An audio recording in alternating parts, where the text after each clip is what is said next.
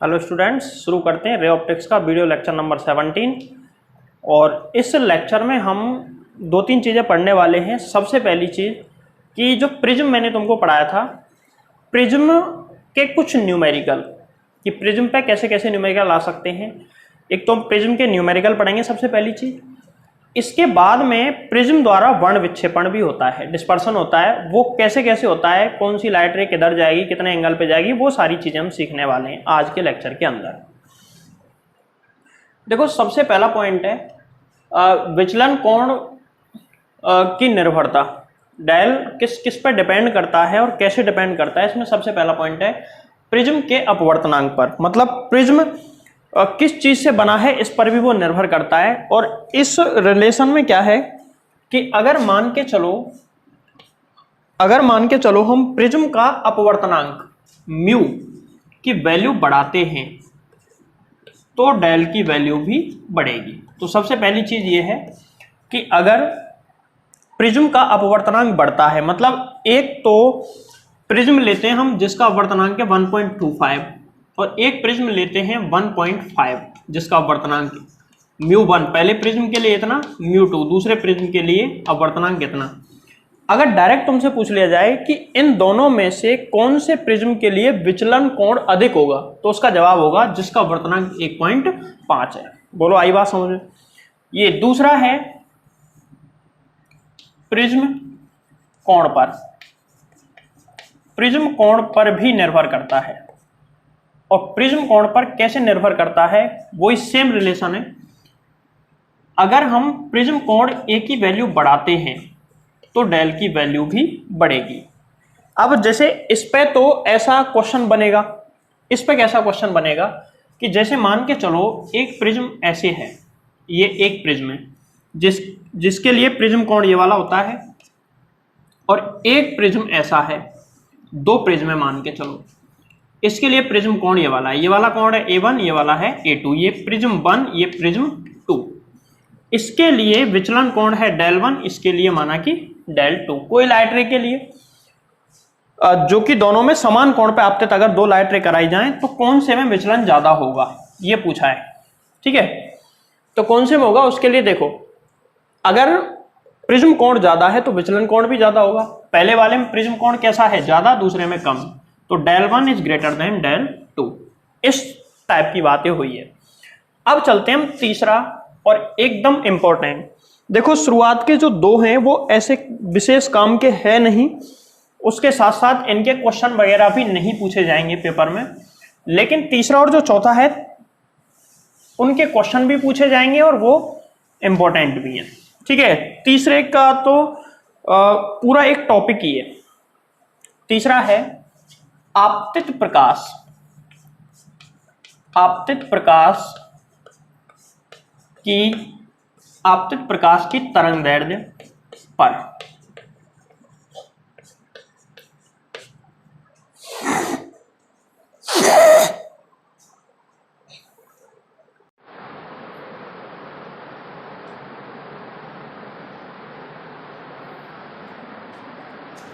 देखो, आपतित प्रकाश की तरंगदैर्ध्य पर किस प्रकार निर्भर करता है, हम इसको थोड़ा सा समझने का प्रयास करते हैं। और इस में से ही एक नया टॉपिक निकलेगा जिसका नाम है प्रकाश का वर्ण विक्षेपण। प्रकाश का वर्ण विक्षेपण, इस टॉपिक को हम लास्ट में पढ़ेंगे, ध्यान रखें। इस टॉपिक को हम लास्ट में पढ़ाऊंगा। इस टॉपिक को मैं अभी तुमको केवल मैं थोड़ा सा इसके बारे में बता रहा हूं कि इससे डिफरेंस क्या आएगा, मतलब तरंगदैर्ध्य बदलने पर विचलन कोण पर क्या फर्क पड़ेगा, ये बताऊंगा केवल। उस फर्क पड़ने की वजह से एक नए इंसिडेंट का जन्म होता है और जिसका नाम है डिस्पर्सन ऑफ लाइट, यानी कि प्रकाश का वर्ण विक्षेपण। ठीक है, तो रिलेशन ये है कि अगर हम प्रकाश की तरंगदैर्ध्य लैम्बडा की वैल्यू बढ़ाते हैं तो विचलन कोण घटेगा, और यदि लैम्बडा की वैल्यू कम करते हैं तो विचलन कोण बढ़ेगा। अब देखो, सबसे पहले तो ये एक तरीके से इनवर्सली प्रोपोर्शनल यानी कि व्युत्क्रमानुपाती संबंध है। लैम्बडा विवग्योर सबने पढ़ा है, विवग्योर के अकॉर्डिंग वॉयलेट कलर के लिए लैम्बडा और लैम्बडा फॉर रेड, इनमें सबसे ज्यादा कौन सा होता है रेड के लिए और सबसे कम कौन सा होता है बैंगनी वायलेट कलर के लिए। ठीक है, तो ये जो 7 कलर हैं, इन 7 कलरों में से सबसे ज्यादा लैम्बडा किसके लिए होता है रेड के लिए और सबसे कम वायलेट यानी कि बैंगनी के लिए। यहां पे एक चीज समझें, लैम्बडा सबसे ज्यादा किसका है रेड, और यहां पे प्रोपोर्शनल है इनवर्सली प्रोपोर्शनल है। इनवर्सली प्रोपोर्शनल इसका मतलब लैम्बडा जब सबसे अधिक होगा तो डेल सबसे कम होगा। दूसरे में अगर लैम्बडा सबसे कम होगा तो डेल सबसे अधिक होगा। तो डेल बी और डेल आर, इनमें ग्रेटर कौन होगा डेल बी। इसी क्रम में मतलब यह है डेल बी सबसे ज्यादा होगा, इससे कम कौन होगा डेल आई इंडिगो जामुनी, इसके बाद में डेल बी ब्लू, इसके बाद में डेल जी ग्रीन, इसके बाद में डेल वाई और इसके बाद में डेल जी और इसके बाद में डेल जी और वाई तो हो गए ना, इसके बाद में ऑरेंज और डेल आर। सबसे कम विचलन कौन होगा रेड कलर के लिए और सबसे ज्यादा विचलन कौन होगा किसके लिए वायलेट यानी कि बैंगनी कलर के लिए।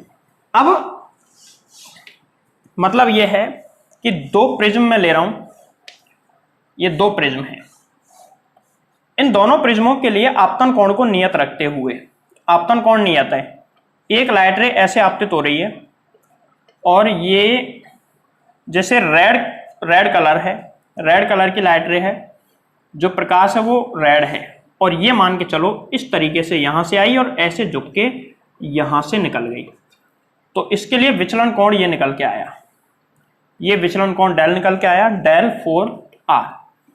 अब उतने ही आपतन कोण के लिए हम बैंगनी प्रकाश किरण को आपतित कराते हैं b, यहां से ऐसे जाएगी और यहां से ये ध्यान रखें ऐसे जाएगी। मतलब यह है कि विचलन कोण इसका ज्यादा होगा मतलब ये वाला ज्यादा होगा।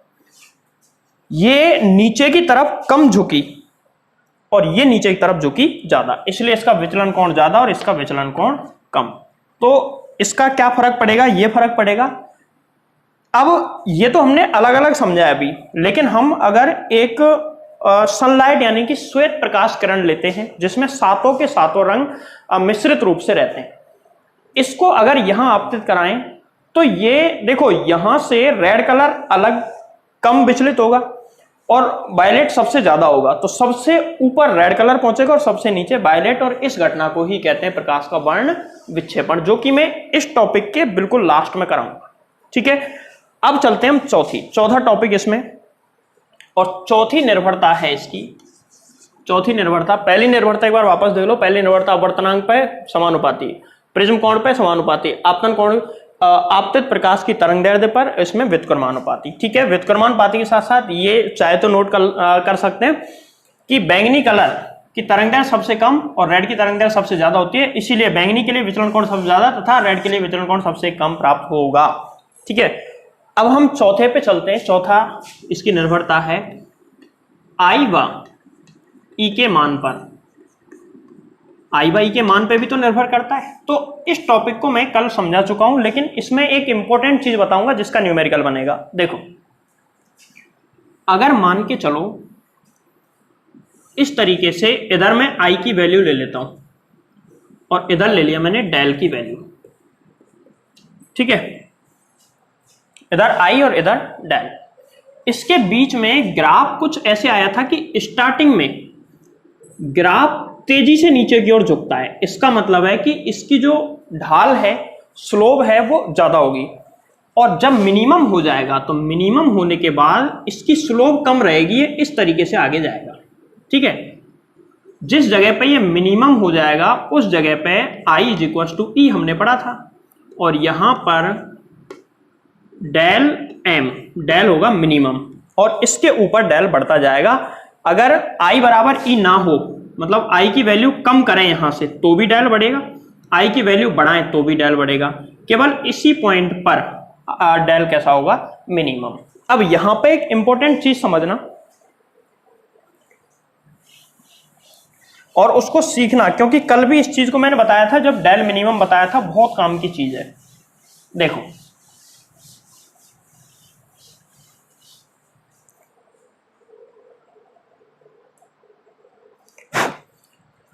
कि अगर इस तरीके से कोई प्रिज्म है, इस प्रिज्म के लिए एक लाइट रे यहां से आ रही है, ऐसे लाइट रे आई, ऐसे आके और ऐसे चली जाती है, और मान के चलो ये कंडीशन है I बराबर E, मतलब ये कि ये वाला कोण है I और ये वाला कोण है E, और ये दोनों कोण बराबर हैं, ठीक है। तो ऐसी स्थिति में जो डेल होगा वो मिनिमम होगा, ये वाला जो एंगल है डेल कैसा होगा, मिनिमम। तो चाहे हम इधर से देखें, अगर हम आंख को इधर रखते हैं तो चाहे इधर से देखें चाहे इधर से देखें, अगर इधर से देख रहे हैं तो ये वाला आई है, और इधर से देख रहे हैं तो आई हम इसको कहेंगे, ये वाला ई हो जाएगा, ठीक है। इधर से देखें या इधर से देखें, आई की वैल्यू दोनों तरफ से सेम ही रहेगी और सेम रहेगी, और इस स्थिति में आई की वैल्यू डेल की वैल्यू जो है वो मिनिमम आएगी, ठीक है। प्रैक्टिकल से आती है, यहाँ पे आई और ई बराबर है, डेल मिनिमम है। अब दूसरी कंडीशन लेते हैं, मतलब इधर आई और ई दोनों तरफ बराबर है तो डेल सेम आ रहा है, मतलब इधर से देखो तो भी इधर से देखो तो भी वो डेल की वैल्यू सेम आएगी। दूसरी कंडीशन लेता हूं, दूसरी कंडीशन ये है कि अगर एक लाइट रे है जो कि किसी कोण पर आपतित हुई, मान के चलो ऐसे ऐसे आपतित हुई, यहां से ये ऐसे जाएगी, ऐसे जाने के बाद फिर से यहां पे अभिलंब बनाओ और ये दूर हटके कुछ ऐसे निकल जाएगी, मतलब यहां पे आपतन कोण तो है आई और ये वाला कोण है ई। उदाहरण के लिए जैसे उसमें पिछले वाले में अगर एग्जांपल लें हम, चलो आई ई तो लिख देता हूं, आई ई, इसमें ये वाला एंगल अगर 30 डिग्री है तो इधर भी एंगल 30 डिग्री होगा, ठीक है। लेकिन इस वाले में आई की वैल्यू मान के चलो है 40 डिग्री या 30 डिग्री मान लो, और ई आई की वैल्यू और ई की वैल्यू है मान के चलो 45 डिग्री, 45 डिग्री, ठीक है। अब यहां पर डेल निकालेंगे तो देखो डेल पहले के बजाय प्रैक्टिकली भी दिख ज्यादा रहा है, देख लो उसके बजाय दिख भी ज्यादा रहा है, लेकिन दिखने से तो कई बार क्या है डायग्राम में क्लियर भी नहीं होता। अब इसको सुनो, अगर हम इधर से देख रहे हैं इधर से, और इस स्थिति में मान के चलो विचलन कोण जो है वो आ रहा है 40 डिग्री या 45 डिग्री आ रहा है, मान के चलो ऐसा हमने माना है। तो देखो इधर से अगर हम देख रहे हैं तो आपतन कोण कितना है 30, तो 30 डिग्री आई बराबर 30 डिग्री के लिए विचलन कोण बराबर कितना 45 डिग्री, और इधर से अगर हम देख रहे हैं तो आई बराबर 45 डिग्री के लिए विचलन कोण बराबर कितना, बोलो कितना, वही 45, चाहे इधर से देखो चाहे इधर से, वो तो विचलन कोण तो 45 ही रहेगा, 45 रहेगा। अब सुनो, विचलन कोण यहां पे अगर हम लिखें पिछले वाले टॉपिक में, अगर हम लिखते हैं आई बराबर कितने के लिए 30 के लिए विचलन कोण कितना, डेल बराबर, जैसे विचलन कोण मान लो यहाँ पे 35 डिग्री, यहाँ पे 35, और ई बराबर भी 30 है यहाँ पे, तो इसके लिए विचलन कोण डेल बराबर 35। यहाँ पे देखो ये संख्या सेम है, मतलब ये वाला विचलन केवल तभी आएगा जब आई और ई दोनों कैसे हो सेम। लेकिन अब इसमें समझो 30 डिग्री पे भी विचलन वही आ रहा है और 45 डिग्री पे भी विचलन सेम आ रहा है। तो अब मैं इसको ग्राफ से समझाता हूं। देखो इस पॉइंट पे मैंने बनाया, अगर मैं इससे कम पॉइंट पे बनाता हूं, आई की वैल्यू कम करता हूं यहां पे की, तो देखो विचलन कितना आया, इतना, जो कि ग्राफ में डेल एम से ऊपर आ रहा है, इसका मतलब बड़ा है, मतलब डेल इतना आ गया डेल। अच्छा एक चीज और देखो, ये ग्राफ अभी कंप्लीट हुआ नहीं है, इसको मैं आगे लेके जाता हूं, यहां पे लेके गया, देखो पहुंचा दिया। अब इस जगह पर डेल की वैल्यू इस पॉइंट पर और इस पॉइंट पर सेम आ रही है।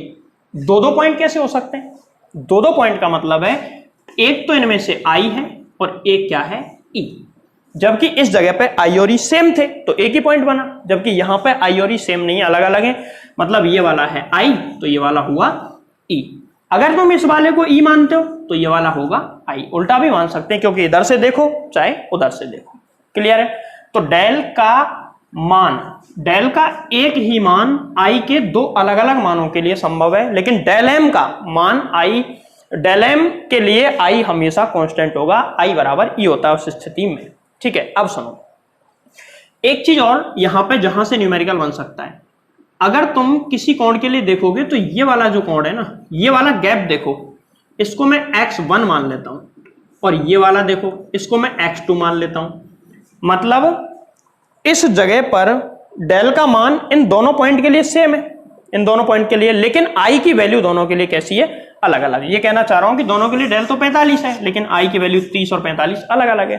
ठीक है, तो x1 और x2 में से कौन बड़ा होगा, बताओ x1 और x2 में से बड़ा कौन होगा। यहां पे क्लियर दिख रहा है कि x2 is greater then x1। अब ये काम क्या आएगा, ये मैंने तुमको क्यों बताया है, रिलेशन तो कल ही बता दिया, लेकिन ये सारी चीजें क्यों बताई हैं, x2 is greater then x1, इसका क्या यूज है। तो इसका मैं एक क्वेश्चन लेके बताता हूं तुमको, क्वेश्चन सुनो इसका। और क्वेश्चन ये है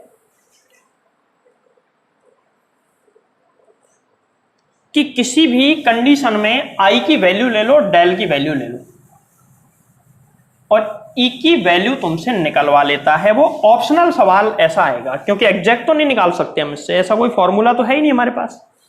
सवाल ये कह रहा है आई बराबर 30 डिग्री पर विचलन कोण, आई बराबर 30 डिग्री पर विचलन कोण, आई बराबर 30 डिग्री पर विचलन कोण 40 डिग्री है। आई बराबर 30 डिग्री पर विचलन कोण 40 डिग्री है। तो इस समय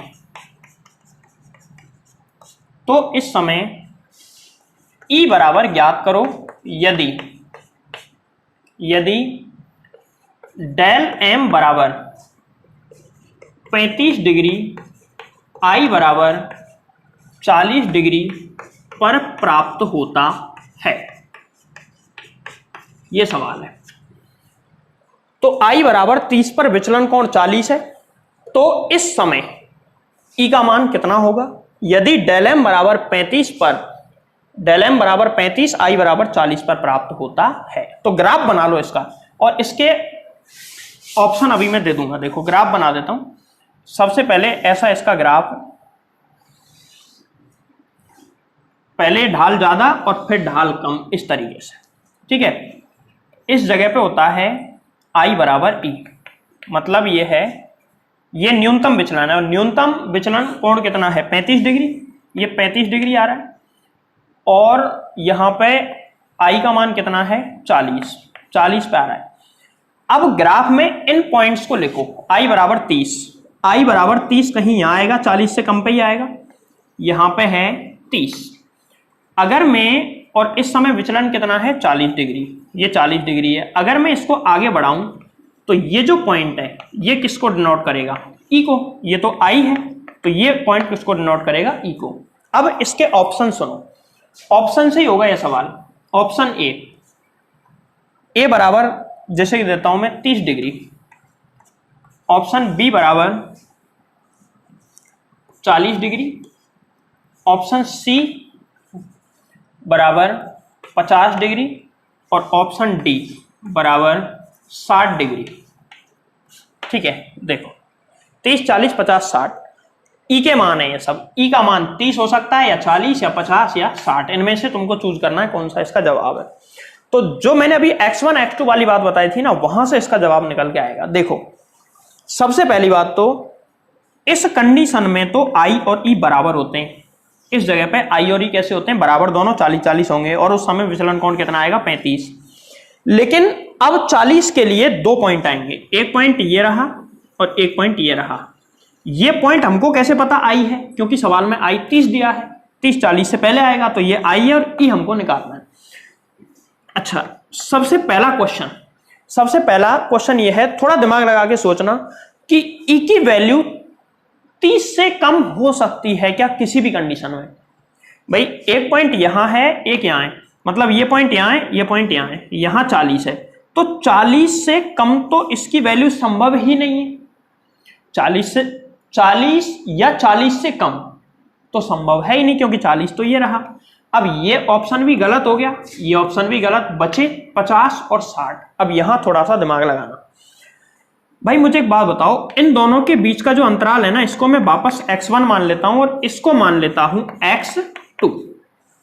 x1 कितना है, 40 में से 30 घटाओ, x1 बराबर है 10। ठीक है, x1 10 है, अब हमको x2 पता करना है। ठीक है, देखो x1 10 है, इसके according x2 is always greater than x1। x2 का मान x1 से कैसा होता है, हमेशा ज्यादा। जब ज्यादा होता है तो x2 इज ग्रेटर देन 10 आएगा, मतलब 10 से ज्यादा कुछ भी हो सकता है, 10 से ज्यादा 11 भी हो सकता है, 15 भी हो सकता है, 20 भी हो सकता है।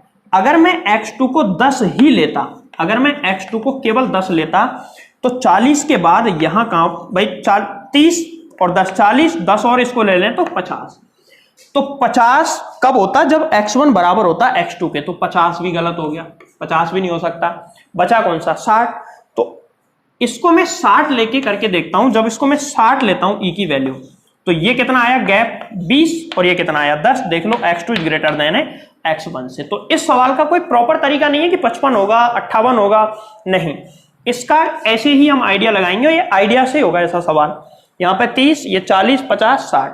तो ध्यान रखें, अगर ऑप्शन में 50 की जगह 55 होता तो भी सही होता, 51 होता तो भी सही होता, लेकिन 50 सही नहीं है। ठीक है, तो इसमें ऐसे सवाल में 3 गलत ऑप्शन देगा, 1 सही ऑप्शन देगा। ऐसा नहीं करेगा कि कभी 2 या 2 से ज्यादा सही ऑप्शन नहीं दे सकता। मतलब इसमें ऑप्शन दे दे 51, 55, 60, तो ये भी सही है, ये भी सही है, ये भी सही है, ऐसा कभी भी देगा ही नहीं, नहीं तो सवाल ही गलत हो जाएगा। तो इस सवाल को एक बार नोट करें, बहुत अच्छा सवाल है, ग्राफ से समझें इसको। तो देखें, प्रिज्म से संबंधित हम कुछ न्यूमेरिकल सॉल्व करने वाले हैं, और उन न्यूमेरिकल्स में से 2 न्यूमेरिकल मैंने लिखे हैं। इनको सॉल्व करने के लिए एक बार प्रिज्म के बेस में तुमको लेके चलता हूं मैं। 2 फॉर्मूले हैं जो कि याद रखने हमेशा, A बराबर R1 प्लस R2। एक तो ये फॉर्मूला हमेशा याद रखना है, एक। दूसरा है डेल बराबर I plus E minus A, equation number 2। ये 2 फॉर्मूले हैं जो कि तुमको हमेशा याद रखने हैं, और प्रिज्म के सवालों में इसका उपयोग होगा बहुत ज्यादा। देखो पहला सवाल, पहले सवाल को करते हैं। क्या है पहला सवाल? सवाल ये है कि एक समबाहु प्रिज्म है, इसका मतलब सभी कोण 60-60 डिग्री के हैं इसके, और सभी कोण से मतलब नहीं है, तुमको तो ये वाला कोण पता होना चाहिए, प्रिज्म कोण। अगर यहां से लाइट रे आके इसमें से निकल रही है तो प्रिज्म कोण इन दोनों के बीच वाला हुआ। यहां से लाइट रे आके यहां से निकल रही है तो प्रिज्म कोण ये वाला, ठीक है। और लाइट रे इधर से आके इधर से निकलती है तो प्रिज्म कोण ये वाला लिया जाएगा। ये भी चीज भी मैंने वहां पे बताई नहीं थी, अब सुन लो। अब एक प्रकाश किरण है जो कि 60 डिग्री कोण पर आपतित होती है। अब ये और ये दिया गया है कि प्रिज्म का जो अपवर्तनांक है वो √3 है, √3, 1.7 के आसपास, ठीक है। यहाँ पे आपतन कोण 60 डिग्री है, इसके बाहर कोई मीडियम नहीं दिया है तो हम एयर मानेंगे पूरे चैप्टर में। जब कोई मीडियम नहीं दे रखा, एक्सटर्नल बाह्य मीडियम नहीं दिया हुआ है, तो हम एयर मान लेंगे बिना दिए गए माध्यम में, ठीक है। अब देखो यहां पे सबसे पहले इसका नामकरण कर लेता हूं मैं, ABC, 4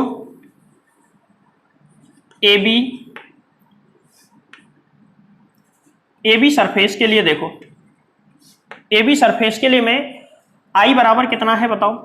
I बराबर है 60 डिग्री, और I बराबर है 60 डिग्री, हमको R1 निकालना है। मतलब ये लाइट रे आएगी तो ऐसे सीधे जाने के बजाय ऐसे जानी थी, लेकिन ऐसे ना जाके मुड़ेगी अविलंब की ओर और ऐसे जाएगी, ऐसे जाएगी तो ये वाला कोण आएगा R1। ये हमको निकालना है R1। तो देखो स्नेल के नियम से, स्नेल का नियम लगाओ, स्नेल का नियम, और स्नेल का नियम ये कहता है यहां पे अपवर्तनांक म्यू बराबर कितना होगा? 1। तो देखो म्यू, इसको मैं μ1 मान लेता हूं और इसको मान लेता हूं μ2, ठीक है। μ1 इंटू साइन 60 बराबर μ2 इंटू साइन R1, ठीक है। μ1 1 इंटू साइन 60, साइन 60 की वैल्यू भी लिख दो √3/60, 2 बराबर म्यू टू की वैल्यू कितनी है √3 और इनटू साइन R1 को साइन R1 ही रहने दो। इसके बाद में √3 से √3 कट जाएगा और अपने पास बचेगा साइन R1 बराबर 1/2। अब मुझे एक बात बताओ कि साइन में 1/2 कितने की वैल्यू होती है? ये वैल्यू होती है साइन 30 की। तो R1 बराबर आ जाएगा 30 डिग्री। R1 बराबर 30 डिग्री आ गया। अब हम क्या करेंगे, R2 की वैल्यू भी निकाल लेते हैं। तो चूंकि एक फॉर्मूला अभी बताया था, A बराबर होता है R1 प्लस R2। A बराबर 60 डिग्री, R1 30 डिग्री आ गया है प्लस R2, तो R2 भी कितना आ जाएगा 30 डिग्री। R2 निकाल लिया। मतलब अगर मैं यहाँ पे अभिलंब बनाऊं तो ये जो आपतन कोण है ना R2, ये कितना होगा 30 डिग्री। यहाँ से ऐसे ना जाके ये अभिलंब से दूर हटेगी तो ऐसे जाएगी, तो ये वाला जो कोण है ना ये होगा E। ये कोण हो जाएगा कितना E। अब इस कोण को हमको निकालना है। R1 R2 निकाल दिए, इसमें पूछे नहीं है फिर भी हमने निकाल दिया, निकालने पड़ेंगे हमको अगले वाले में। हालांकि ये पूछे हैं लेकिन हमको पूछे नहीं तो भी निकालने पड़ेंगे, क्योंकि इसके बिना E और डेल की वैल्यू नहीं निकाली जा सकती। तो देखो फिर से स्नेल का नियम लगा दो। कौन सी सरफेस के लिए? AC सरफेस, AC सतह के लिए हम फिर से स्नेल्स लॉ लगा देंगे। आपतन कोण कितना है, बार वापस क्या होगी एयर होगी। इसके लिए म्यू बराबर कितना, म्यू बराबर 1। इसको अगर तुमने म्यू2 माना है तो इसको वापस म्यू1 मान लो। ठीक है, देखो स्नेल का नियम लगाते हैं तो क्या होगा, mu two into sine 30, mu two into sine R2 यानी कि 30 बराबर म्यू1 इंटू साइन E। अब E की वैल्यू निकालेंगे। म्यू2 कितना है √3 इंटू साइन 30। साइन 30 की वैल्यू कितनी होती है, अभी जो निकाली थी कितनी, 1/2 इंटू बराबर म्यू1 1 है into sine E। Sine E बराबर आ गया √3/2। बताओ कितने की वैल्यू होती है √3/2? तो ये वैल्यू होती है, यहां से E बराबर आ जाएगा कितना, E बराबर 60 डिग्री। E बराबर कितना आ गया 60 डिग्री। तो ये निर्गत कोण हमने निकाल लिया। आपतन कोण 60 डिग्री दे रखा है, निर्गत कोण भी कितना है 60, यानी कि मिनिमम डेविएशन वाली स्थिति है, न्यूनतम विचलन अवस्था है। अब हमसे क्या पूछा है, अब हमसे पूछा है डेल की वैल्यू। तो डेल की वैल्यू निकालते हैं। चूंकि डेल बराबर अभी एक फॉर्मूला बताया था मैंने, डेल बराबर क्या होता है I plus E minus A। तो डेल बराबर I कितना है, I है I 60 प्लस 60 माइनस प्रिज्म कोण भी 60 डिग्री है, तो डेल बराबर आ जाएगा कितना 60 ही आ जाएगा, 60 डिग्री। ये पहला सवाल हमने कर दिया है। तो एक बार जल्दी से इसका स्क्रीनशॉट लें जिससे कि मैं अगला सवाल भी इसी पे करा दूं। लिया। और दूसरा सवाल कुछ इस तरीके से है। आपतन कोण यहां पे 45 डिग्री है। देखो आपतन कोण 45 डिग्री है, इसका अपवर्तनांक √2 है, जिसको मैं म्यू2 मान लेता हूं। बाहर म्यू1 बराबर 1 कुछ नहीं दिया, इसलिए इधर भी म्यू1 बराबर 1। ठीक है, यहां पे लिखा म्यू1 बराबर 1 और इधर भी म्यू1 बराबर 1। ठीक है, 45 डिग्री पे कोई प्रकाश किरण आपतित हो रही है। चलो, अब यहां से ये किरण मुड़ेगी, ऐसे मुड़ेगी, तो ये वाला कोण होगा R1। सेम यही मेथड रहेगा, R1 की वैल्यू हम निकालते हैं। ठीक है, तो स्नेल के नियम से, स्नेल अगर ये AB सरफेस है तो AB सरफेस पे स्नेल्स लॉ लगा दो, ABC। स्नेल्स लॉ लगाओ तो स्नेल्स लॉ क्या कहता है कि इधर म्यू1 इंटू साइन 45 बराबर म्यू2 इंटू साइन R1, जो कि हमको निकालना है। तो देखो म्यू1 1 साइन 45 1/√2 बराबर म्यू2 कितना है √2 इंटू साइन R1। तो यहां से साइन R1 बराबर कितना 1/√2 इंटू √2 मतलब 1/2। तो यहां से R1 बराबर निकल के आता है 30 डिग्री। R1 बराबर 30 डिग्री निकल के आया। ठीक है, मतलब ये 30 डिग्री कोण है इधर। अब आगे समझो इस चीज को, ये वाला कोण है 30 डिग्री। अगर हम चाहें तो आगे का जो कोण है वो खुद ही निकल जाएगा, डायरेक्ट निकाल सकते हैं, लेकिन डायरेक्ट मत निकालो अभी, क्योंकि तीसरे सवाल में डायरेक्ट निकालने की जरूरत पड़ेगी हमको। डायरेक्ट कैसे निकालेंगे सुनो, R1 कितना आ गया 30, तो ये 90, ये कितना बचा बोलो 60 डिग्री, ये 60 डिग्री बचा। अब त्रिभुज है, त्रिभुज के तीनों कोणों का योग कितना होता है 180, 75 और ये कितना हो गया 135, और 135 में से इसको माइनस करेंगे तो ये आ जाएगा, जबकि R2 कौन सा है ये वाला, तो ये 90 में से इसको घटा दो, ये आ जाएगा। लेकिन कोई बात नहीं, दूसरा फॉर्मूला भी हमारे पास है, और दूसरा फॉर्मूला ये है, चूंकि A बराबर होता है R1 प्लस R2, यहां पे आपतन कोण प्रिज्म कोण कितना है 75 डिग्री, तो 75 बराबर R1 कितना है R1 30 प्लस R2, R2 बराबर कितना आ गया, R2 बराबर कितना आ गया देखो, R2 बराबर 75 माइनस 30 बराबर 45 डिग्री। 45 डिग्री वैल्यू आई है R2 की, 45 डिग्री। ठीक है, देखो ये वाला जो एंगल है ये 45 डिग्री आया है, 45 डिग्री। अब हमको E निकालना है, क्या निकालना है हमको E, तो E निकालते हैं हम। देखो इधर ये प्रकाश किरण मान के चलो ऐसे जा रही है, तो E एंगल ये वाला हुआ, ये E कोण है। सेम फॉर्मूला लगाओ, Snell's law, Snell law for AC surface के लिए स्नेल्स लॉ लगा दो, तो यहां μ2 से निकल के μ1 में जा रही है, तो μ2 इंटू साइन 45 बराबर μ1 इंटू साइन E। μ2 कितना है √2 इंटू साइन 45 कितना होता है 1/√2, μ1 1 है, साइन E हमारे पास आया साइन E बराबर 1, और यानी कि E बराबर 90 डिग्री। साइन 90 की वैल्यू 1 होती है, मतलब E बराबर 90 डिग्री। तो मुझे एक बात बताओ, ये जो सतह है, ये जो सतह है ये वाली, ये सतह इसके लंबवत होती है, यानी कि ये नॉर्मल है, अभिलंब है, और अभिलंब तल के कैसा होता है लंबवत, मतलब ये वाला कोण 90 डिग्री तो नहीं होगा, 90 डिग्री से कैसा होगा कम, क्योंकि 90 डिग्री तो पूरा है। तो फिर गलत क्या है इस सवाल में, सवाल में कुछ गलत नहीं है, गलत है हमारा बनाया हुआ डायग्राम। तो डायग्राम इसका कैसा बनेगा, इसका डायग्राम ऐसे बनेगा, ऐसे जाने वाली किरण यहां से ऐसे चली जाएगी। देखो मतलब ये वाला जो कोण है ना E बराबर कितने डिग्री 90 डिग्री। बोलो आई बात समझ में।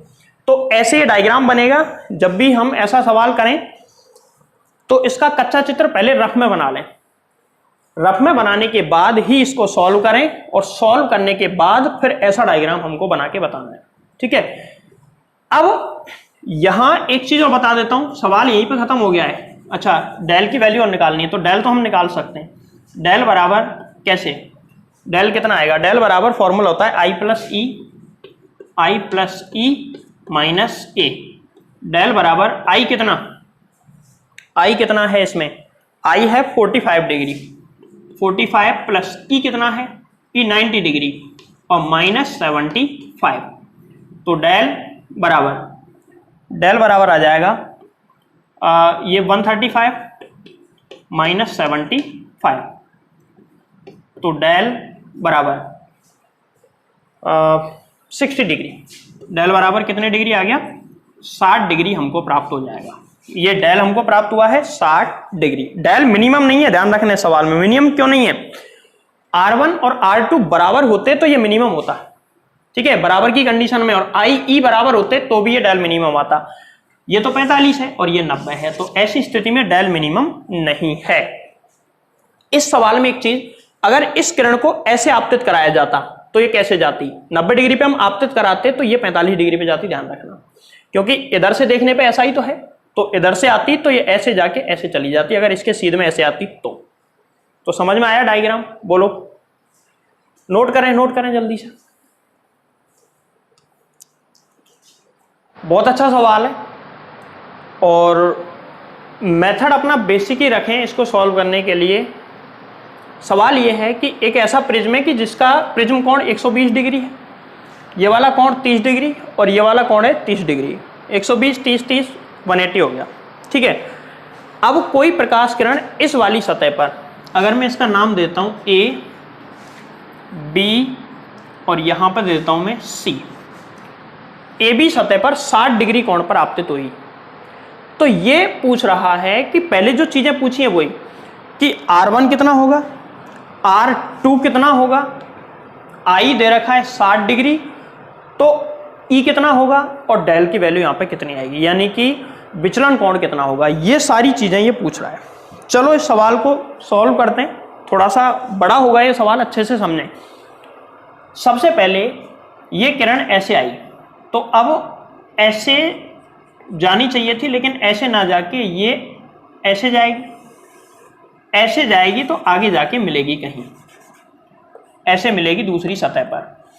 तो ये वाला जो कोण है ना, ये तो आपतित किरण अभिलंब के बीच का कोण आपतन कोण, और अपवर्तित किरण और अभिलंब के बीच का कोण अपवर्तन कोण। ये वाला कोण होगा R1। इधर अभिलंब बनाएंगे तो इधर R2 आएगा। पहले R1 निकालते हैं यहाँ पे, और R1 निकालने के बाद पूरी कहानी चेंज होने वाली है, समझो। तो देखो, सतह AB के लिए, सतह AB के लिए प्रिज्म कोण, सॉरी स्नेल के नियम से, सतह AB के लिए स्नेल के नियम से, स्नेल का नियम लगाओ। इस प्रिज्म का अपवर्तनांक कितना है? √3। स्नेल का नियम लगाओ, तो यहां पे बाहर कुछ नहीं है, वायु मानेंगे। वायु के लिए μ1 बराबर 1, μ1 इंटू साइन 60 बराबर μ2 इंटू साइन R1। μ1 की वैल्यू कितनी है? 1 इंटू साइन 60 की वैल्यू √3/2 बराबर μ2 की वैल्यू, μ2 कहाँ है? √3 इंटू साइन R1 निकालेंगे तो √3 से √3 कट गया, R1 बराबर 30 डिग्री। पहले भी निकाला है कई सवालों में, यही सवाल पहले भी लिया था हमने, बस प्रिज्म कोण अलग था, उसमें प्रिज्म कोण अलग था, सवाल यही था सेम। यहाँ पे कितने डिग्री? 30 डिग्री। मतलब ये वाला जो कोण है ये 30 डिग्री आया। अब ध्यान से सुनना और समझना इस चीज को। ये सवाल जैसे पिछले वाले में डायग्राम एक्चुअल में कुछ था और आ कुछ और रहा था, ऐसे ही कुछ यहाँ पे होने वाला है। ये वाला कोण 30 डिग्री आ गया। कुछ बच्चे समझ भी गए होंगे कि क्या गड़बड़ हुई है। ये 30 डिग्री, तो ये क्या है? अभिलंब। अभिलंब होता है तल के लंबवत, मतलब इन दोनों के बीच में 90 डिग्री कोण है। 90 डिग्री कोण है तो ये कितना आया? 60 डिग्री। आई कुछ गड़बड़ समझ? अब ये त्रिभुज है और त्रिभुज के तीनों कोणों का योग 180 होता है। 180 तो 2 का ही हो गया, तो मतलब तीसरा कोण कितने डिग्री का आया? 0 डिग्री। मुझे एक बात बताओ, 0 डिग्री का कोण क्या ऐसा होता है? इतने कोण को हम 0 डिग्री का कोण कह सकते हैं क्या? नहीं कह सकते।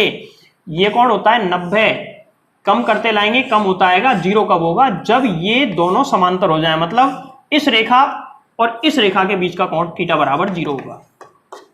या तो एक ही के ऊपर हो या फिर अलग अलग समांतर हो तो भी इनके बीच का कोण 0। मतलब इस वाली रेखा और इस वाली रेखा के बीच कोण 0 आना चाहिए। 0 कब आएगा? जब ये रेखा इसके समांतर हो। तो इसका मतलब जो चीज हमने शो की है वो सही नहीं है। तो समझ में आ रही है क्यों सही नहीं है? और अगर ये सही नहीं है, अगर ये सही नहीं है तो फिर इस जो क्वेश्चन है इसकी स्थिति बिल्कुल ही बदलने वाली है। तो इसको मैं थोड़ा मिटा के वापस इसको सही डायग्राम बनाता हूं। तो एक बार ये डायग्राम समझ में आ गया कैसे गलत क्यों है ये डायग्राम। अब इसको सही करते हैं। तो सही करने के लिए ये लो, ये सारे कोण मैंने मिटा दिए। देखो, सही डायग्राम ऐसे बनेगा कि ये जो रेखा है इसके समांतर आएगी, ये दोनों समांतर हो जाएंगे। ठीक है, ये दोनों समांतर होंगी तो ये प्रकाश किरण ऐसे आएगी और ये वाला कोण कितने डिग्री होगा? बोलो, 30 डिग्री। अब ये किरण इधर से AB सतह से टकरा के AC पे पहुंचनी थी, लेकिन पहुंची क्या? नहीं पहुंची। ये कौन सी सतह पहुंच गई? ये पहुंच चुकी है BC सतह पर। तो मैं सतह AB सतह को नाम देता हूं सतह फर्स्ट। अब सेकंड सतह पर ये वाला कोण 30 डिग्री, ये 30 डिग्री है, तो यहां पे अभिलंब बनाओ। ये अभिलंब मैंने बना दिया। अभिलंब बनाने के बाद ये देखो, ये वाला कोण कितना डिग्री था? ये वाला कोण 30 डिग्री है, ये वाला कोण 90 डिग्री था। 90 और 30, ये वाला कितना हो गया? 120। इस त्रिभुज पर गौर करना, जैसे उसमें था, इसको थोड़ा छोटा कर लो। ये त्रिभुज के अंदर ये वाला कोण 120, ये वाला 30, 30 120 150, ये वाला कोण कितना आया बोलो? 30 डिग्री। जब ये 30 आया तो ये कितना है? ये है 60 डिग्री, बोलो है या नहीं? ये कोण 60 डिग्री है और ये कोण 60 डिग्री है, तो आपतन कोण कितना हो गया? 60 डिग्री। अब सुनना, क्या ये प्रकाश किरण यहां से ऐसे जानी चाहिए थी, लेकिन ऐसे जाएगी क्या? सोचो, ऐसे नहीं जाएगी, क्योंकि दूसरी सरफेस पे सोचो आपतन कोण कितना? 60 डिग्री। अभी पिछले सवाल में ही मैंने बताया था कि जब प्रिज्म का अपवर्तनांक √3 हो, जब प्रिज्म का अपवर्तनांक क्या हो? √3, तो ऐसी स्थिति में जो क्रांतिक कोण है IC बराबर 45 डिग्री निकल के आया था। कितने डिग्री निकल के आया था? 45 डिग्री। और 45 डिग्री या 45 से ज्यादा कोण पे अगर कोई प्रकाश किरण आपतित होगी तो उसका अपवर्तन ना होके उसका होगा पूर्ण आंतरिक परावर्तन, और पूर्ण आंतरिक परावर्तन होगा तो ये नीचे ना जाके ऐसे जाएगी। तो मतलब AB से BC पे आई और BC से वापस जाएगी AC पे, और AC से फिर बाहर निकलेगी। वो अभी देखेंगे कि क्रांतिक कोण से कम पे होगी तो ही बाहर निकलेगी, नहीं तो उसका भी पूर्ण आंतरिक परावर्तन होगा कि नहीं होगा, ये बाद की बात है। अभी इसको समझो। अगर हम इसको बेसिक मेथड से हल करने की भी कोशिश करते हैं, तो बेसिक से हल करने की कोशिश करते हैं। चलो, पूर्ण आंतरिक परावर्तन क्या होता है वो तो समझ में आ ही जाएगा तुमको। दूसरी सतह, पहली सतह की बात हो गई। अब सतह कौन सी? BC के लिए, सतह BC के लिए, यानी कि सेकंड सरफेस है, BC सतह की बात कर रहे हैं। तो BC सतह के लिए I बराबर, चलो स्नेल्स लॉ लगा दो सीधे ही। प्रकाश किरण किस में से आ रही है? कांच में से, और किस में? सॉरी, √3 के अपवर्तनांक के प्रिज्म में से, और किस में जा रही है? वायु में।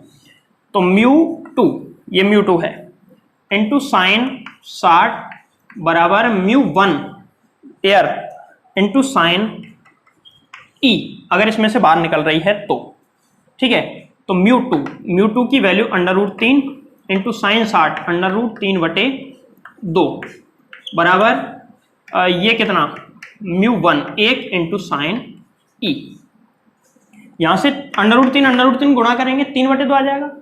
साइन E बराबर 3/2, इसका मतलब 1.5, और E बराबर एरर। ये क्या लिख दिया मैंने? ये क्या लिखा है सुनो। साइन का मान कभी 1 से ज्यादा हो ही नहीं सकता। इसका मतलब जो भी हम कर रहे हैं वो गलत है। इसका मतलब जो भी हम कर रहे हैं वो सब क्या है? गलत। एरर क्या होता है? अगर तुम कैलकुलेटर लें और उसमें साइन इनवर्स 1.5 की वैल्यू निकालोगे तो ये आएगा एरर। ठीक है, एरर आएगा। तो इसका मतलब हमने जो भी किया है सही नहीं है। अब सही क्यों नहीं है? क्योंकि इसका अपवर्तन होगा ही नहीं, इसका क्या होगा? पूर्ण आंतरिक परावर्तन। इससे अगर ऐसा एरर कहीं पे आ जाए, इसका मतलब हमने गलती कर दी, और हमने गलती कर दी तो पूर्ण आंतरिक परावर्तन होगा, और पूर्ण आंतरिक परावर्तन होगा तो ये प्रकाश किरण ऐसे ना जाके इतने ही कोण पे ऐसे जाएगी, और जब ये प्रकाश किरण ऐसे जाएगी तो ये वाला कोण आपतन कोण, ये परावर्तन कोण, दोनों 60-60 डिग्री होंगे। बोलो आई के नहीं बात समझ में? क्योंकि क्रांतिक कोण होता है 45 डिग्री, अभी निकाला है, और ऐसा प्रिज्म या ऐसा माध्यम, ठोस माध्यम का अपवर्तनांक यदि √3 है, उससे यदि कोई प्रकाश किरण वायु में जा रही है तो उसका क्रांतिक कोण 45 डिग्री आएगा। निकाल के देख सकते हो, जैसा मैंने पहले भी तुमको बताया हुआ है पिछले टॉपिक में।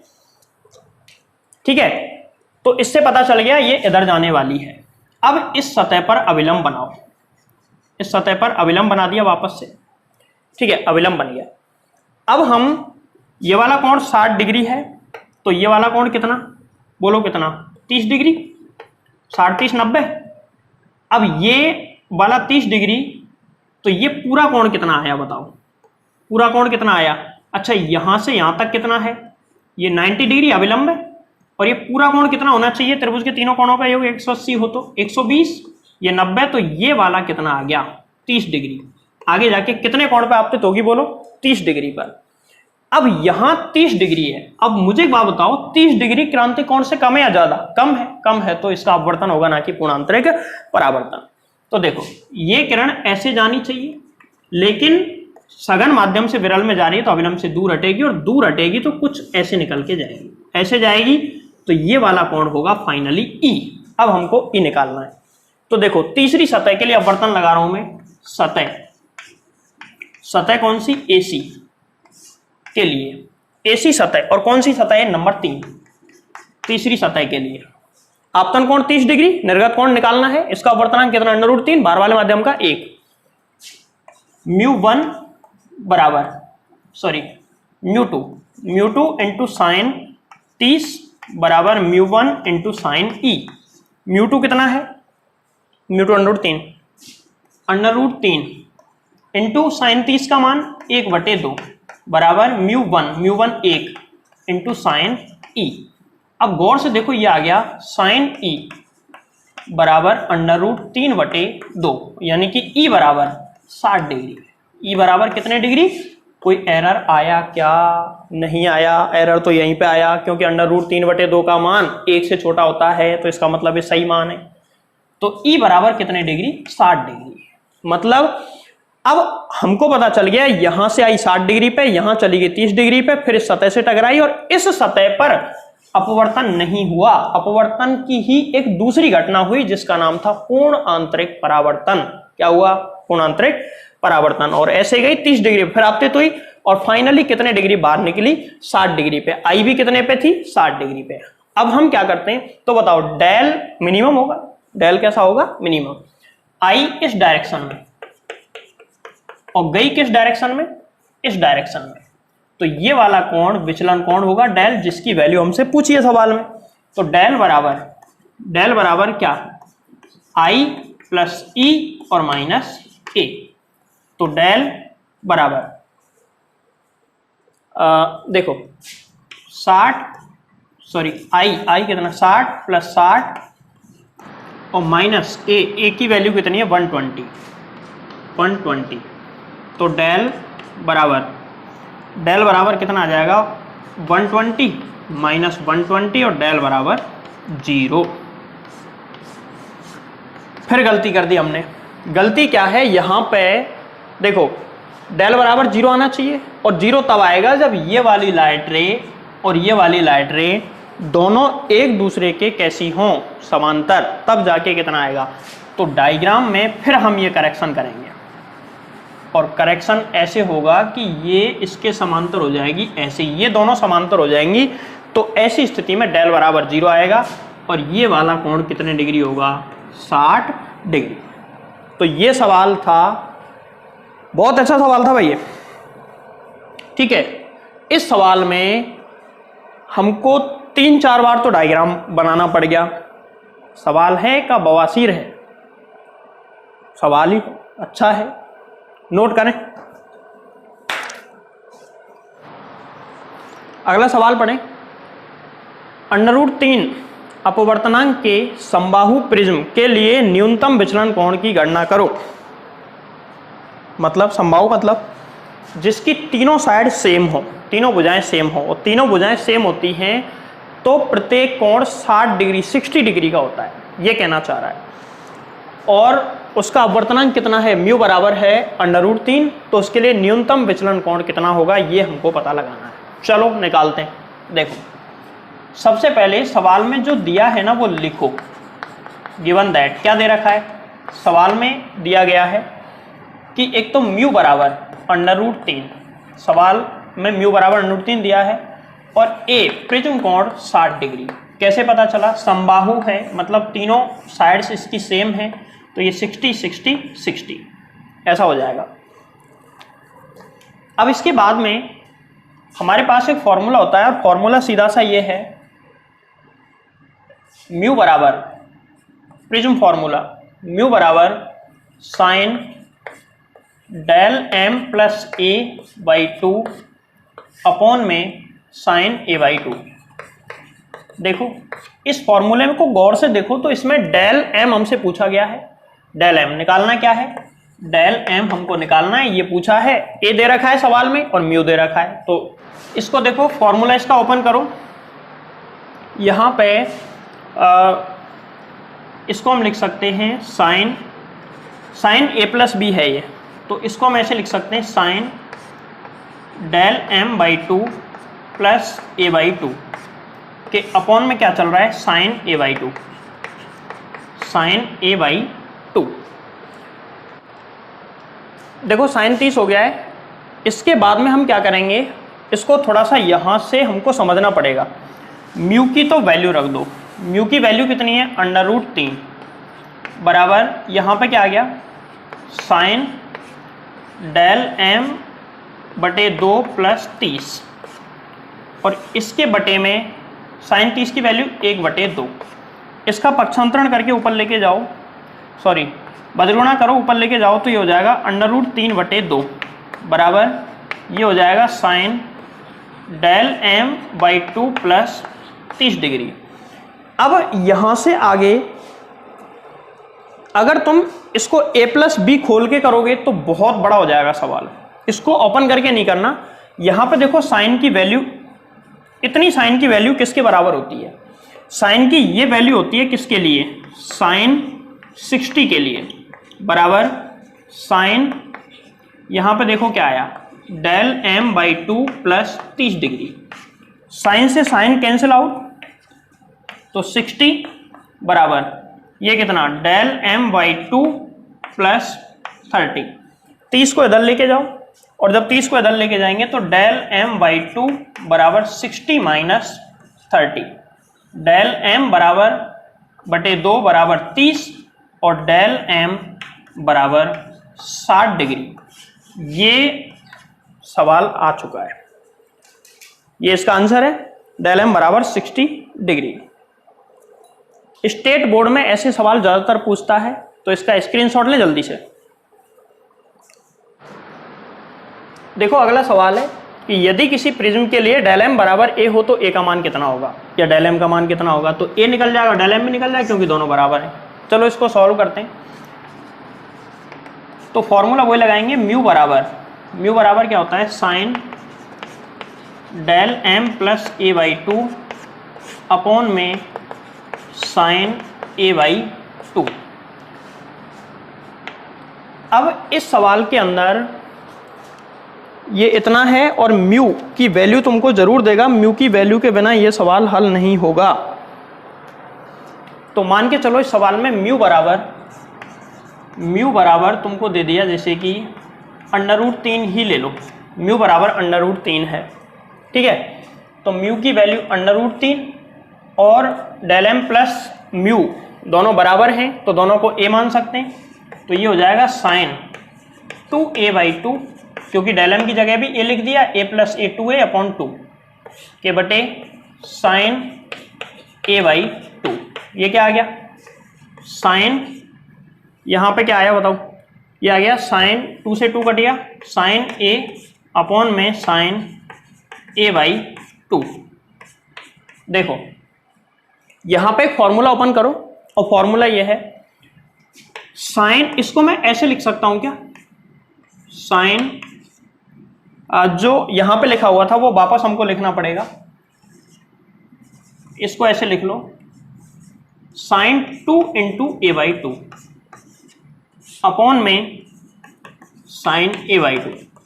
अब इसमें साइन 2a लगा दो, साइन 2a के हिसाब से √3 बराबर 2 sine A by 2 into cos A by 2, क्योंकि साइन 2 थीटा होता है 2 sine theta into cos theta upon में साइन ए बाई 2। देखो साइन ए बाई 2 से साइन ए बाई 2 कट जाएगा, क्या बचा √3 और इस बटे में 2 इसके नीचे ले आओ, 2 बराबर कॉस ए बाई 2। अब देखो यहां से a/2 बराबर cos inverse under root 3/2। Cos inverse under root 3/2 किसकी वैल्यू होती है? 30 डिग्री। 30 तो a/2 बराबर कितना आया है? 30। तो a बराबर कितना? 60 डिग्री। और डेल m बराबर a बराबर ऑल्सो 60 डिग्री। क्लियर है? ये सिंपल सवाल था, नोट करें। अगले टॉपिक पे आते हैं। न्यूमेरिकल खूब सारे कर लिए हमने। अगला टॉपिक है प्रकाश का वर्ण विक्षेपण, डिस्पर्शन ऑफ लाइट। प्रकाश का वर्ण विक्षेपण। वर्ण विक्षेपण का मतलब क्या होता है? वर्ण मतलब कलर, रंग, और विक्षेपण माने अलग होना, कलर्स का अलग होना। तो जब हम इस चैप्टर को स्टार्ट कर रहे थे स्टार्टिंग में, तो हमने ये पढ़ाया था आपको कि सनलाइट यानी कि श्वेत प्रकाश क्या होता है। श्वेत प्रकाश होता है जिसमें विवग्योर, ये सातों के सातों रंग से मिलकर जो बना लाइट होता है ना, वो होता है सनलाइट यानी कि श्वेत प्रकाश, जिसमें 7 कलर्स होते हैं। अब अगर मैं एक प्रिज्म यहां पर रख दूं, एक प्रिज्म मैं यहां पर रख देता हूं, ये देखो प्रिज्म है, ये प्रिज्म है। एक प्रिज्म मैं यहां पर रख दूं और इस पर किसी कोण पर कोई प्रकाश किरण आपतित कराऊं, जैसे कि एक प्रकाश किरण आपतित कराई मैंने यहां पर, और कोई भी कोण है आपतन कोण आई।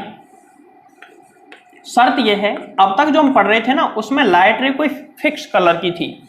अब की बार ये जो आने वाला प्रकाश है ये श्वेत प्रकाश है, सनलाइट है, जिसमें ये सातों रंग होते हैं, वो वाली लाइट है। ठीक है, यहां से आगे ये लाइट रे कैसे जाने वाली है? जानी चाहिए थी ऐसे, लेकिन ऐसे तो नहीं जाएंगी, अपवर्तन होगा, अपवर्तन की वजह से मुड़ के जाएंगी। कैसे जाएंगी इसको समझने के लिए ये घटना है प्रकाश का वर्ण विक्षेपण, डिस्पर्शन ऑफ लाइट। ठीक है, देखो जब ये सातों की सातों कलर्स की लाइट रे मिलती हैं तो श्वेत प्रकाश बनता है। और श्वेत प्रकाश में 7 रंग होते हैं और 7 रंगों से मिलकर बनता है। ये सातों रंग जब वायु में गति करते हैं, ट्रेवल करते हैं, किसमें? एयर में, तो इन सब की स्पीड सेम होती है। तो इन सब की स्पीड कैसी होती है? सेम। लेकिन जैसे ही अब ये प्रिज्म है जो कि कांच का बना होगा या किसी और मीडियम का बना होगा, मतलब वायु के बजाय कैसा होगा? सघन। जैसे ही ये सभी के सभी सघन माध्यम में प्रवेश करते हैं तो इन सब की स्पीड बदलती है। इन सब की स्पीड कैसी हो जाती है? बदल जाती है। एक फॉर्मूला पढ़ा था, v बराबर एन लैम्बडा। v बराबर फॉर्मूला क्या था? एल लैम्बडा, ये फॉर्मूला था। इस फॉर्मूले के हिसाब से लैम्बडा सबसे कम किसके लिए होता है? तो v फॉर रेड कलर की वेलोसिटी निकालते हैं, एन लैम्बडा आर। एन क्या है? एन या न्यू ले सकते हैं इसकी जगह पे। एन क्या है? फ्रीक्वेंसी। और लाइट रे के मीडियम बदलने से फ्रीक्वेंसी नहीं बदलती है, पहले ही बताया था। फ्रीक्वेंसी बदलती है तब जब लाइट सोर्स बदलता है। लाइट सोर्स नहीं बदला तो वेवलेंथ चेंज होगी, और वो स्पीड की वजह से। तो यहां पे कितनी स्पीड होगी? वी आर बराबर एन लैम्बडा आर। और बैंगनी रंग के लिए बी बराबर एन लैम्बडा बी। मुझे बताओ लैम्बडा आर और लैम्बडा बी में सबसे ज्यादा कौन होता है? Lambda R is greater than lambda B. Lambda R ज्यादा होता है, लैम्बडा बी कैसा होता है? कम। तरंग दैर्घ्य सबसे ज्यादा, वेवलेंथ सबसे ज्यादा होती है रेड कलर की और सबसे कम होती है वायलेट यानी कि बैंगनी कलर की। तो स्पीड भी सबसे ज्यादा रेड कलर की होगी और सबसे कम वायलेट कलर की सबसे कम होगी। इसका मतलब यह हुआ कि यहां इसके अंदर सबसे तेजी से ट्रेवल कौन करेगी? रेड कलर की लाइट रे, ये वाली, और सबसे कम स्पीड से वायलेट, बैंगनी।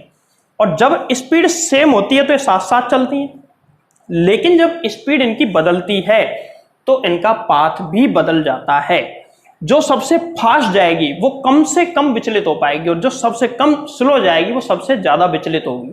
देखो कैसे, यहां से ये अपने मूल 7 रंगों में बटेगी। पहले तो 1 2 3 4 5 6 7 ऐसे करके 7 मूल रंगों में बट गई। अब यहां से फिर ये अविलंब से दूर हटके निकलेंगी तो कुछ इस तरीके से, 1 1 2 3 4 5 6 और ये 7, ऐसे करके 7 कलर की एक पट्टी बन जाएगी, जिसमें सबसे ऊपर की तरफ जो कलर होगा ना वो होगा रेड और सबसे नीचे की तरफ होगा वायलेट, यानी कि बैंगनी कलर सबसे नीचे की ओर होगा। अब देखो ये वाला जो विचलन कोण है, ये वाला सबसे ऊपर वाला, ये वाला विचलन कोण किसके लिए है? डेल आर, रेड के लिए। और सबसे नीचे वाले के लिए विचलन कोण ये आएगा कितना? Del B. तो बताओ विचलन कोण किसके लिए ज्यादा, रेड या वायलेट? रेड के लिए सबसे कम और बैंगनी के लिए सबसे ज्यादा। तो यहां पे क्या होता है, डेल बी विवग्योर के हिसाब से ले लो, V I B G Y O R, इस हिसाब से डेल बी सबसे ज्यादा, इससे कम डेल आई इंडिगो जामुनी जिसको कहते हैं, del blue, del green, del yellow, del orange और डेल आर। सबसे ऊपर रेड, रेड के बाद में ऑरेंज, ऑरेंज के बाद येलो, उसी क्रम में इस तरीके से ये लाइट रे अलग अलग होके एक 7 कलर की पट्टी बनेगी। इसको कहते हैं स्पेक्ट्रम। इसको क्या कहते हैं? स्पेक्ट्रम। ये सनलाइट यानी कि श्वेत प्रकाश का स्पेक्ट्रम होता है। और ये जो पूरी घटना है इसको कहते हैं वर्ण विक्षेपण। तो इस पूरी घटना में ये डायग्राम था, और इसको समझने के लिए सबसे पहले इसकी डेफिनेशन क्या होगी? डेफिनेशन सुन लो। जब कोई श्वेत प्रकाश किरण प्रिज्म पर आपतित होती है तो श्वेत प्रकाश में 7 रंग होते हैं। ये सभी 7 रंग जब सघन माध्यम में जाते हैं तो इनकी स्पीड यानी कि इनका वेग अलग अलग हो जाने के कारण ये अलग अलग पथ पर गति करने लगते हैं, जिससे जब यह प्रकाश प्रिज्म के बाहर निकलता है तो 7 रंगों की पट्टिका प्राप्त होती है, जिसे श्वेत प्रकाश का स्पेक्ट्रम कहते हैं, तथा यह घटना प्रकाश का वर्ण विक्षेपण कहलाती है। तो बोलो आई बात समझ में? सबसे ज्यादा विचलन कोण प्राप्त होगा बैंगनी रंग के लिए, सबसे कम विचलन प्राप्त होगा लाल रंग के लिए। यह था वर्ण विक्षेपण, छोटी सी घटना है।